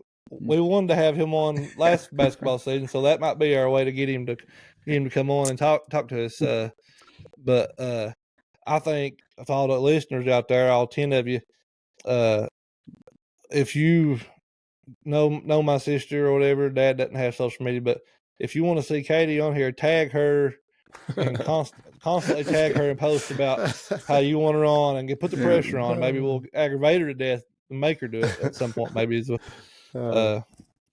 we should have got Coach Funk and the girls from Eastside's team last year to help us with that. Oh, well, that might have been a way. Missed I don't opportunity. Know. If Jordan and then her daughter Jordan and was a little older, I could maybe convince Jordan to talk her into it. That'd be a hard way for her to get out of it. But at this point, I don't know that I can get Jordan to do anything that she doesn't want to do. But I don't know. Maybe one day if we're still around. But yeah, I think she'll come around. Now, I don't know about your dad. I don't know. That might be a lost cause. Yeah. Yeah, but it's just well, I know Travis had mentioned trying to get Katie on his, and I was, obviously I told him I'd try to do what I could, but now that I have my own podcast, if she goes on his, whether it's video or not, I'm gonna be very upset. I mean, it's gonna be a problem. As much as I want to see her story get out there, and people, I think people forget about how good she was just because of time and whatever. But I think people really enjoy hearing her talk about things, getting her perspective inside of it. But it might be a problem if she goes on somebody else's, not on here. So we'll see how it goes. You also need her for one to get her perspective because she was always so quiet. Or at least I never did hear her, brag or anything like that. And so it'd be cool to get her perspective, but you'd also need somebody there to also be the one to be like, yeah, actually you dropped 50 points that game. So, because she ain't going to tell you. It seems like. I would be a good one. I was her. Yeah. I was a good hype man for her and when she played, and I would do that in a heartbeat, but you're not going to get her to brag or anything like that. Her answers are all going to be, I don't know. I just did. That's what she's going to say. She's going to smile. And I could tell some stories about the other side of her and things her real feelings, but I'm not going to do it to her. It wasn't all she wasn't always rainbows. She did get mad or frustrated over things, and you could obviously as anybody does. It's not we're not saying a bad thing about her, but yeah, she had that those nights where it was very frustrating for her. But again, I've made her she's I've made her cry a couple of times, and uh, saying stuff. I mean, and really not even saying anything really harsh, but just maybe like a little bit of criticism, and it and I guess it was one of those things where she knew what I was saying was right, and so it kind of I guess just bothered her, and she's like she's kind of got mad and broke down in tears about it, and of course. yeah. She would come and say, "I'm sorry, I got mad or whatever," and I'm like, "Hey, you don't owe me no apology." Yeah. It's you have emotions, and emotions are good. Like if you don't have a strong feeling, for something that you're doing, I mean, you're probably not doing it right. So, No. so like, but and You know that what's reminds funny me is of a. go ahead. I'm sorry. It reminds me of and I don't think Miss Goodman would care if I shared this story. Lisa Goodman. We were coaching volleyball, and I was her assistant on varsity, and I coached the JV, and of course, Joe played, and I think we were at Big Creek, and Big Creek wasn't real good. We should have handled them, fairly easy. And I mean, they were just playing terrible. The girls just playing terrible, and Kjo included. I mean, she just just having a bad night. And this was volleyball. Like I said, I think make sure that I mention that again. She didn't have too many bad nights in basketball, but she's just having a bad night. Big Creek. Oh, so maybe it was just Big Creek in general. Well, maybe that was a problem. It wasn't really a bad night, but I'll tell you about that. But go ahead. Sorry. But she, they're playing terrible, and Miss Goodman had already called timeout, and kind of talked to them, tried to make some adjustments or whatever, and we tried to get them back out there, and so finally they, I mean, it's just I'm just getting so mad, and I'm not the head coach, so like I don't want to just jump up and do whatever. So I finally tell her, I said call timeout, coach, call timeout, because I'd had enough of it. And I get them over there, and I'm chewing them out, and all of them, and and I look at Kjo, and it was something about her getting up to the net quicker or something, like because she's laying back, and I said, and you got to get up to the net. You haven't blocked a hit all night. I just laid into her, trying to get her fired up, and we broke it down, and they went back out there, and I was kind of standing there for a second, and I could feel like Miss Goodman looking at me. Coach Goodman's I could just feel her looking at me, and I'm like, so I kind of turned toward her, and I said, what is it, and she's like, well, we just don't talk to Katie Jo like that around here. And I was like, I talk to Katie Jo like that, like I do everybody else. So that's the end of that. And she's like, we just don't talk to Katie Jo like that. And I mean, I'll never forget it. Like, I'm like, well, yeah, I understand that. But yeah, that's me and Miss Goodman laughed about that several times after throughout that season. That was pretty close to the beginning of the season. That was, but the Big Creek game I'm talking about in basketball, they went over there. I think it was, I don't know if it was junior year or senior year, but I mean, like I said, Big Creek, it wasn't very good, and they were, I think Twin Valley's girls ended up beating them by a lot, like 30 or 40 points probably. Like I don't even know if Big Creek scored out of the teams, single digits out of teams, maybe late in the game. I think Katie had 8 or 9 points. It was like one of her lowest outputs of the year. And like when you look at like what you average a game, that's going to bring it down a lot. Yeah. But it wasn't because Big Creek she was playing bad. She just it was one of those games she didn't have to score, and like she's which prime Katie. Why would I try to do all this when I don't? Yeah. If I don't have to, why would I? and I was going to say before, she's one of the people, and she would probably get just as mad at us for talking about her, and you talking about making her cry a few times or whatever. She's more likely to get more mad at us for talking about how good she was than she will about the other stuff. Like Yeah.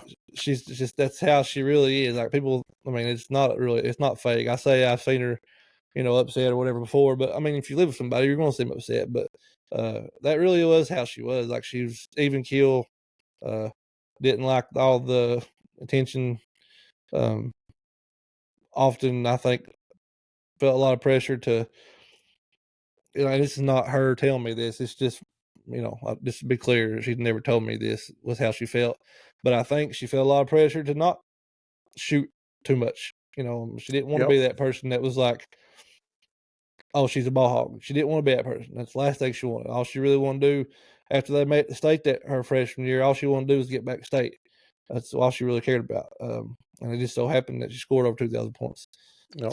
But it was not because that was a goal of hers. And I think, you don't see that a lot anymore with a lot of. No, she'd have put her mind to it. She could have scored 3,000 points. Yeah, she would have broke Iverson's record before McClung did. I mean, it could have. She really probably could have a lot of games. Yeah, it's. Yeah, I mean, obviously, I'm a little biased, but yeah, I think by far one of the best athletes, boys or girls, ever come around through here. So, but we better quit talking about her. She's going to get mad and start. She'll probably call me. She'll probably get like a sixth sense and know. Like she'll text me and say, "Are y'all talking about me on the podcast?" Yeah, you talk about. Eventually, this is gonna. When this airs, I'm going to get messages from Scotty, and you're going to get messages from Katie. I may get a message from Katie too. I don't know, but yeah, that's going to happen. Yeah, I don't.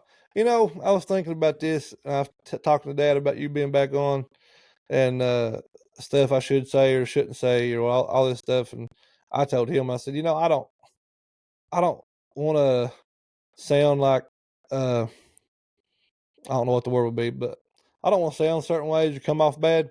But at the same time, it's like it's me and Cameron. It's not like this is like it's me and Cameron's podcast. Like I can say whatever I want to say. So if I make people mad, I don't. I ain't gonna say I don't care because like obviously I think I don't want to do it intentionally, but like if what we say on here bothers people, just you don't have to watch. You know what I mean? It's not like we're so. Yep. I feel like that's the best way to go about it, but yeah, people have opinions. It doesn't mean your opinions are personal towards people. It's just opinions. So yeah, people, but Cameron, where we at? I come back from the break and we started talking about this. You got anything else? Well, or what I mean, he was answering your question. I have one more question. Not as much on the sports side, but I'm trying to finish up my teaching degree right now and hopefully get into that. And so I'm curious because you also, I mean, I think coaching, no matter what sport it is, it's like second nature to you. It's just what I think God put you on this planet to do. But throughout this whole time that you've been teaching, some surprises and stuff that I guess some ways that you may have grown just being a teacher. Well, probably from the thing about teaching that I had to realize real quick that is sports, those kids choose to be there and they choose to go through what you put them through. I mean whether it's yelling at them and getting them trying to get them to do a certain thing and expecting them to perform a certain way, and if they don't, you're going to to ride them until they do. Like that probably when you go into teaching, even when I first started, and it still still applies now more than ever, but everybody is different, and even though you need to treat them, apply the same things to them, you're going to have to apply it in different ways. Like it's some kids you're going to have you'll have to get onto them hard. You have to be loud. You have firm to get them to do A, and then this kid over here, you still going to make them do A, but you can't expect them to respond to you in the same way. Like, you have to take them over to the side and say, listen, I'm sorry, you had a tough time, with whatever. And, but, you still got to do this. I mean, you got to do this, or we're going to have to do this. And then, there might be one that, you have to, you know, send them straight to the office. So, hey, there's not even any point in it. You got to go, go talk to the principal, and, they'll get you lined out, and you're going to come back. And again, you're going to do this, do A. And so everybody still has to do the same thing. But, there's just, and I wasn't like that when I first started. I was going to be like, hey, you doing what I say when I say to do it, or else. I mean, because that's just the way, it's kind of the way I coached. So, like, it kind of, I thought, well, I'm going to teach that way too. I want them to have discipline. I want to be respectful, and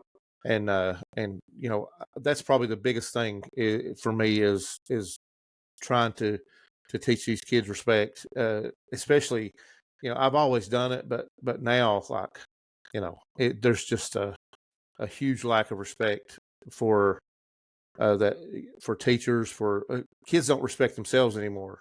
A lot of them don't. I'm not talking about everybody, and of course there's exceptions, but overall, like, it just it's respect and discipline, and just self-awareness of the things that you need to do, just holding yourself accountable. Like, I mean, there's, accountability is very rare for kids to put it on themselves. Some of them still have parents that do it. And then, but it's just, that's probably one of the biggest things, is just figuring out a way that, you got to figure out a way to reach, each kid.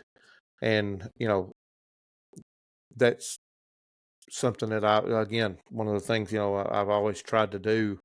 And I've always tried to be that one that I don't, I would, and it is this, and I've said it to my classes, like, I'd almost, for certain kids, I would rather try to get them to be more respectful and to have more discipline, self-discipline, than I would to get them to pass an SOL. Certain kids, I feel like it's more important for this kid to be able to have a little bit more respect and a little bit more discipline, and, than it would be for them to pass, a math SOL. Not that I wouldn't try to get them to pass it, but if I, succeeded in the other one, I'd be just as happy, and I tell, I don't care. I'll tell kids that. I mean, that's my goal, is to first make you a better person, to help you in any way I can help you.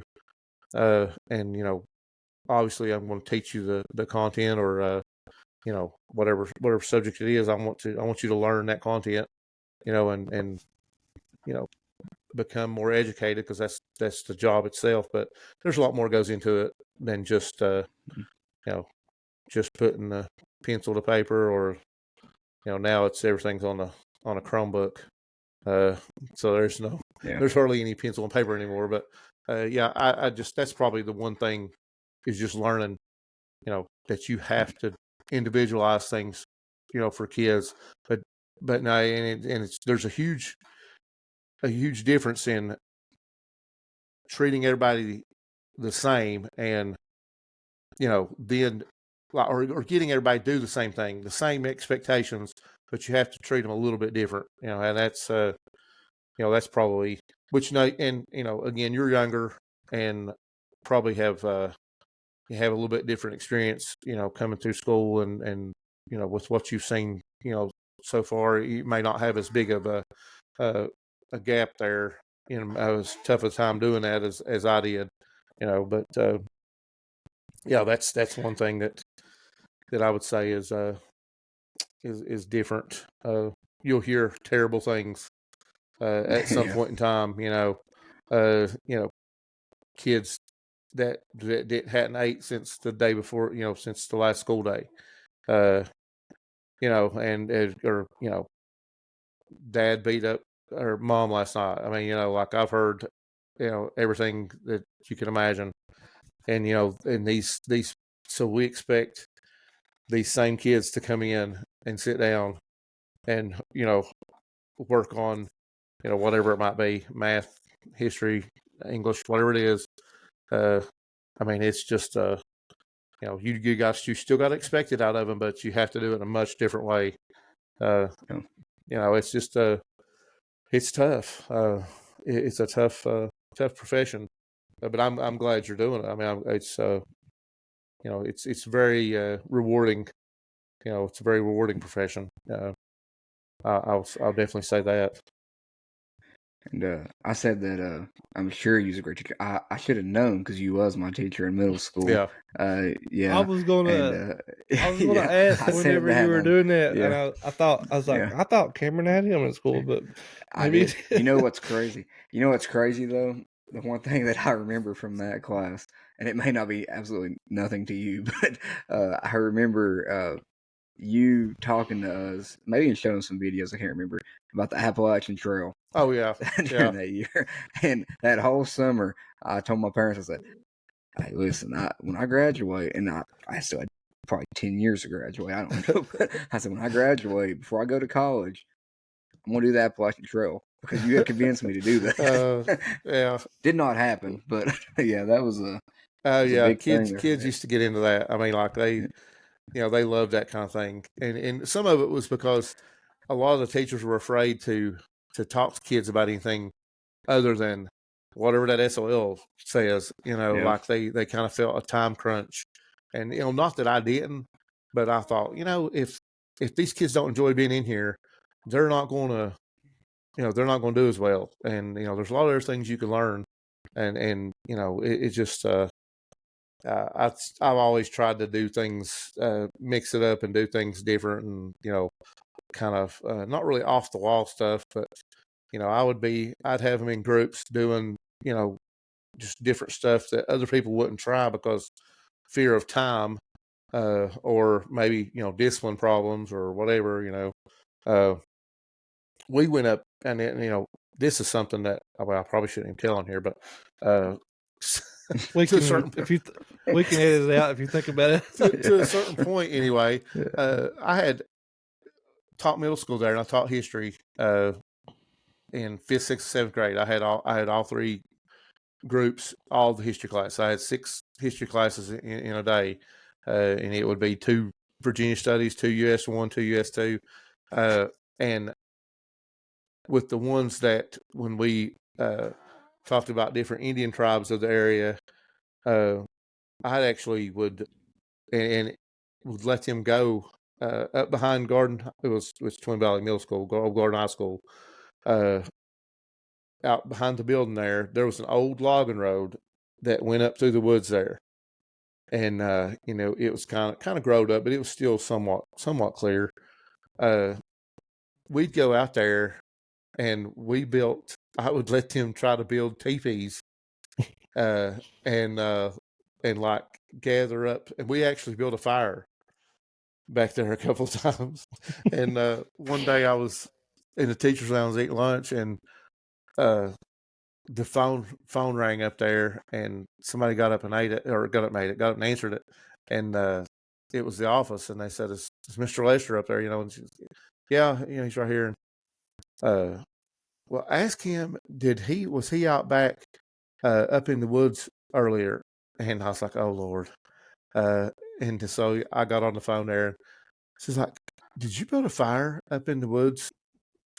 And I was like, why are you asking me that? That's a little bit of an odd question. And I was like, well, somebody called and said that there was smoke. They seen smoke in the woods, and that they seen some kids out there. And so, of course, I put moss and I poured water on it, to put it out and everything. But it smoldered and was evidently smoking. So I got banned from making fires out behind the building. But the kids built some pretty cool teepees though, and they had a ball. They had the best time. And little things like that. I mean, it just they'll always stick out in my mind. I was going through some stuff when I just the other day, actually, not too long ago, back in the summer a little bit, I was going through a couple of boxes I had up in the building, and I come across some things that the kids had made to dress up like Indians or to dress up like a settler.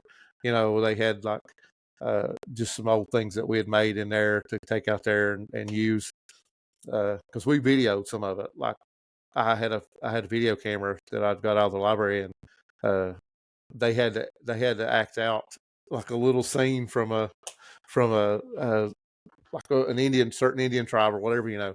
But we had a lot of I did a lot of off the wall things like that, and you know, yeah, the kids loved it, and they still learned, and you know, the SOL scores were decent, and you know, so overall I'm satisfied with how things have went. You know, there's always things you can critique yourself on with coaching or anything else. You know, you always look back and say, well, I could have done this, you know, a little better or that a little better. But you know, I've enjoyed my time teaching and coaching both. Good, Kim. Or is it? Yeah. No, yeah, that was my last one.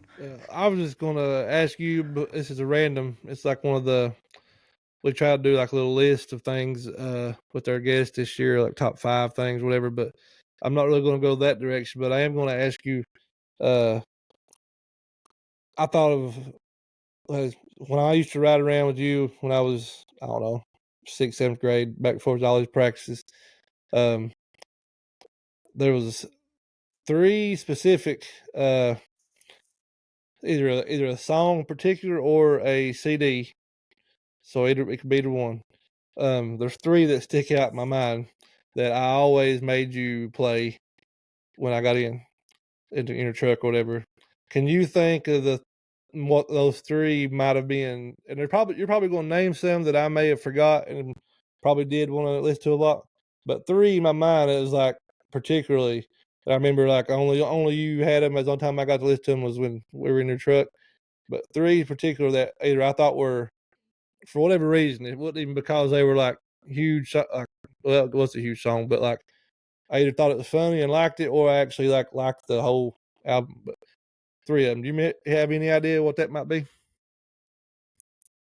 Jeez, I'm drawing a block complete. What is they burnt CDs? One of them was a burnt CD, but that was the one that the song was on, I think. And then another one was an actual actual CD of like their whole album. And then the other one, honestly, I can't remember for sure. And it might not have been that age. I might be getting my years wrong. It might have been later on, and I'm misremembering. But I know of those 2 for sure that were during that time period. And I'm thinking the other one was, but I'm going to have to say that one of them AC/DC. no, there's no way you can get. There's no way you could guess this. I'm sure no, because I don't.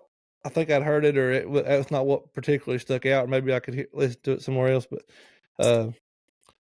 there's probably no way you remember. I just thought it was funny. I still want to see if you remember playing. I mean, I may, as soon as you say it, I may, you know. Do you remember Mambo number 5? Is that what it's called? Oh my God, yes. That's one of them that I remember making you play over and over again because I don't know why. I just thought it was hilarious and liked it. No wonder I didn't remember that. I tried to block that out of my memory. Well, I think that's one of the ones on the burnt CD. The Creed CD was one. Yeah, I almost said that one. That's one of them.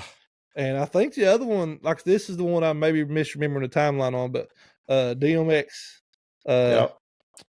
I don't think you let me listen to all the songs, which is probably good. But that one in particular, I remember you like let me listen to it. And but that was those were that I remember that pretty specifically. But the Mambo number 5 thing is what really stuck out to me because it looking back now is like annoying song. But yeah, it's terrible. It's terrible. It is terrible. At that time, I was like, this is hilarious. Yeah. So, but now the Creed one, I almost got the Creed one. I did because I used to listen to that all the time. Like, yeah, I almost got that one. Yeah, that was close.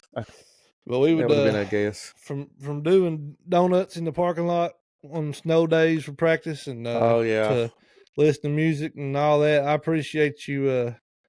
I probably told you this at some point, but I appreciate you letting me tag along and do all that. I was probably more of a headache than I was anything else, but I wouldn't have had it any other way, man. I wouldn't have had it any I other learned way. a lot just from watching y'all's practice, from being able to practice at that age, moving up. And I even practiced with the girls varsity some days, I think, when did some drills with them and stuff when they had an odd number. And all that helped out tremendously, obviously, in the long run. And but I appreciated all that. And I just want to make sure I told you. Oh yeah, I enjoyed having you around, and of course, I always wish I could have done more. And but yeah, we definitely had some good times back then. Had some good times since then, and probably too good at times. But it is what it is. Well, I was telling Cameron, the only problem with having, like, we've been 2 hours in now, is that we could talk for 2 more hours about just, Oh yeah, yeah. not just me and you stuff, but like Cameron talking about a teaching thing. Like, y'all could probably have a long conversation about that, and or just any random stuff. We could just sit and talk, and that'd be Well, me and entertaining, I Cameron think. But talked over at football practice the other day for about 10 minutes, and I swear I think we talked about like 50 different subjects in like 10 minutes. Like, we, Yeah. I mean, Yeah. like, when you don't see somebody very often, and, so you just kind of start talking, and Joni hates going anywhere with me. She said, if I see somebody, she's like, oh God, please don't talk to them. Cause she knows, that I'm going to, like today, I'll give you an example. Yeah. Football, pool party, as I'm leaving, we had these little workouts through the summer with Grayson's little basketball team. Well, two of a set of the parents were there, one of the kids, and they said hi to me, and I said, hey, how are y'all? Whatever. And, as I was walking on by, the lady said something, and so of course I turned around, and I heard I heard Joni make some kind of weird noise, like oh Lord or something, just and so like she talked to me about some different things, and was telling me she appreciated working with her. So she asked me was the little open gyms finished because of football, and I said yeah, we started getting people missing, but anyway, she said, well, we appreciate it. We really enjoyed watching you, and you really helped a lot or whatever. So I talked to them for a few minutes, and then walked on down the edge of the pool there, and turned around, and Brian Sexton and Jeremy were standing there, so stopped and was talking to them, and I turned around and looked, and here comes Joni marching across through there, and she's like, "Can I have the keys, please? I'm going to go up to the car." I was like, "Yeah, sure, honey. There you go." And so, because and Jeremy made the comment, "Uh-oh, buddy, you're in trouble now," because she was coming across through there. But anyway, I have a wonderful wife, and yeah, I don't know what I would do. I'd probably be dead if it wasn't for her, probably taking care of me, and I had to give her a little shout out there before we get off here. She's something else. Had to be pretty good to put up with me. I mean, that's that's a hard job, but well, we're I've enjoyed this though. I really have. I've enjoyed. We're a lot alike in that scenario too. Me and Melissa had our 13th anniversary not long ago, and I told her, I put on my post or whatever, was I never would have bet somebody could put up with me for 13 years. Hopefully you want to do it a lot more, but I think me and you are a lot similar in that situation. We got some good ones, but I'd say we are probably hard to we make it hard at times, I think, on our better halves probably. So I've learned a lot over the years. You can't hide in the middle of the floor because people will see you. I mean, they will see you. Just saying, I'll leave it there. Yep. They will see you. Cam, you got anything else? Or Cam, you better give a shout out to your wife, Cam, if you know what's good for you. Before he does, we should make this like a regular. Have you on as just a random spots throughout from here on out. If we, I'd come on anytime y'all want me to. I enjoy it. It's fun. We'll pick a random subject one night and talk about it. But go ahead, Cam. Sorry, I mean I've interrupted you way too much. No, I was gonna say similar story with you. Anytime we go see my family, like my wife, like she'll prepare. She'll be like, okay, we might need to leave at 6, but I'm gonna say that we need to leave at 5:30 because as we're leaving, I'll be at the top of the steps and I'll sit there and talk for about 30 minutes. Oh yeah, she's like, I never can get you to leave. I just can't do it. I mean, I don't. Things start running through my head, and it just, I don't know. I don't know if y'all have seen it or not, but it's like on a TikTok or a something like that.